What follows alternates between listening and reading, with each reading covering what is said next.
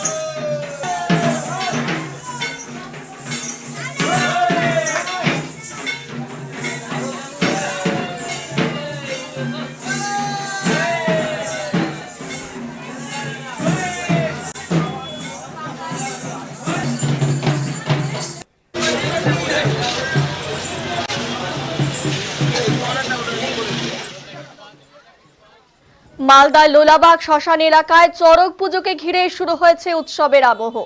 সেই উপলক্ষে সোমবার সকাল ৬টা নাগাদ পুরাতন মালদা পৌরসভার নবাবগঞ্জ এলাকা থেকে বের হয় ঐতিহ্যবাহী হাজরা নাচের শোভাযাত্রা। এই শোভাযাত্রায় অংশ নেন অগণিত ভক্তরা। হাজরা নাচকে কেন্দ্র করে এলাকায় ব্যাপক ভিড় লক্ষ্য করা যায়। রাস্তার দুধারে দাঁড়িয়ে বহু মানুষ এই দৃশ্য উপভোগ করেন এবং মোবাইল ক্যামেরায় মুহূর্তগুলো বন্দী করেন। হাজরা নাচে অংশগ্রহণকারীদের বিভিন্ন দেবদেবীর সাজে এবং নানান রঙিন বেশভূষায় দেখা যায়, যা উৎসবের আবহকে আরো আকর্ষণীয় করে তোলে। চড়ক পুজোকে ঘিরে এই আয়োজন ঘিরে এলাকায় উৎসাহ এবং উদ্দীপনা ছিল চোখে পড়ার মতো।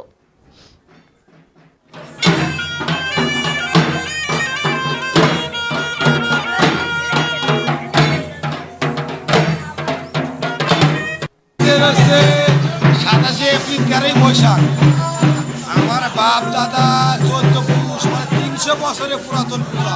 আচ্ছা, আমরা বাপ দাদার রীতি অনুযায়ী আমরা এই পূজা করি। এখন কি বেরিয়েছে? এখন আমাদের হাজরা বেরিয়েছে। কেমন উৎসাহ উদ্দীপনা? বহুত উৎসাহ উদ্দীপনা। আচ্ছা, কি বলবো আজকে কি আছে? হ্যাঁ, মেলা আছে মানে সন্ধ্যে 5টা থেকে রাত্রি 10টা-11টার মেলা।